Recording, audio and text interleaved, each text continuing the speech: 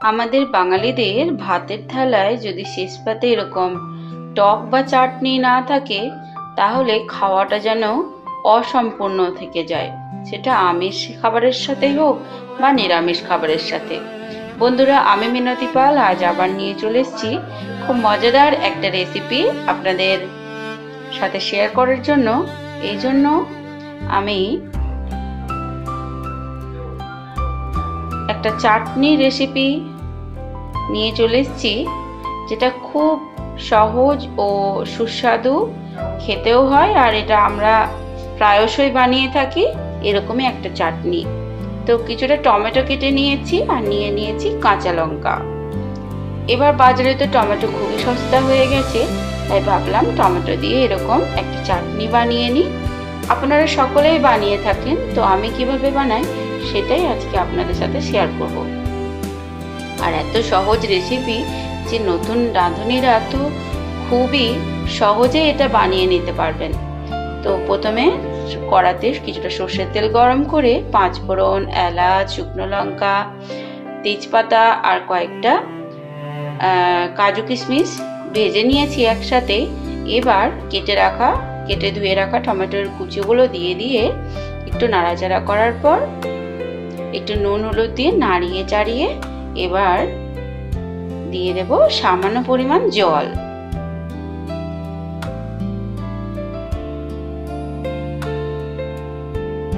এবার জলটা দেওয়ার পর একটা ঢাকনা চাপা দিয়ে দেব 5-7 মিনিটের জন্য।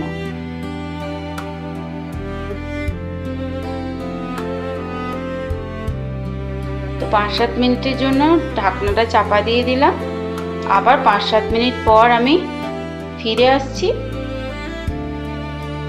তো আমার কাছে কিছুটা মিষ্টির রস রয়ে গিয়েছিল, তো এই রস দিলে কিন্তু চাটনির স্বাদ যেন বেশি হয়, মিষ্টির গুঁড়ো, বাতাসা গুঁড়ো, চিনি দেওয়ার চেয়ে। তো মিষ্টির রসটা দিয়ে দিলাম। আপনাদের কাছে যদি গুড় বা চিনি থাকে সেটা দিয়ে আপনারা করতে পারেন। তো মিষ্টির রস দেওয়ার পর আবার কিছুটা পরিমাণ চিনিও দিয়ে দিলাম। দিয়ে এবার ভালো করে ফুটিয়ে নিচ্ছি।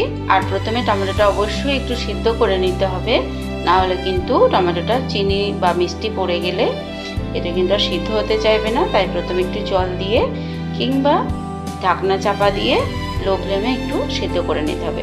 তো এবার আমি নামিয়ে নিয়েছি। তো অসাধারণ খেতে হয়, আর এলাচির ফ্লেভারটার জন্য খুবই ভালো লাগে। একটুখানি কাঁচা লঙ্কা কুচিয়ে গার্নিশ করে দিয়েছি, দেখুন কতটা অসাধারণ দেখতে লাগছে, আর খেতে হয়েছিল খুব দুর্দান্ত। এর সাথে আরও বানিয়ে নিয়েছিলাম অনেক কিছু, সেগুলোই আজকে আপনাদের সাথে শেয়ার করছি। আমাদের উৎসব বা অনুষ্ঠানে এরকম খাবার দাবার কিন্তু আমাদের খেতে খুব ভালোই লাগে। আর বিশেষ করে বাঙালিরা তো ছুটির দিনে একটুখানি সাজিয়ে গুছিয়ে ভাত খেতে বেশি ভালোবাসে। বানিয়ে নিয়েছিলাম চিকেন, এর মধ্যে পেঁপে আলু দিয়ে চিকেন বানিয়েছি। চিকেনের ঝোল খুবই প্রিয়, তার সাথে ছিল এরকম আলু পোস্ত, বাঙালির খুব প্রিয় আলু পোস্ত। তো কেমন লাগলো বন্ধুরা আমার এই ভিডিওটি অবশ্যই কমেন্ট করে জানাবেন, পাশে থাকার অনুরোধ রইল। আবারও মনে করিয়ে দিচ্ছি এটা আমার ক্রিয়েশনের চ্যানেল, তাই আমার সমস্ত রকম ক্রিয়েটিভিটি দেখার অনুরোধ জানাচ্ছি। তো কেমন লাগলো আমার ভাতের থালি অবশ্যই কমেন্ট করে জানাবেন। তবে আজ এই পর্যন্ত, সবাই খুব ভালো থাকবেন, সুস্থ থাকবেন। এতক্ষণ সাথে থাকার জন্য অসংখ্য ধন্যবাদ।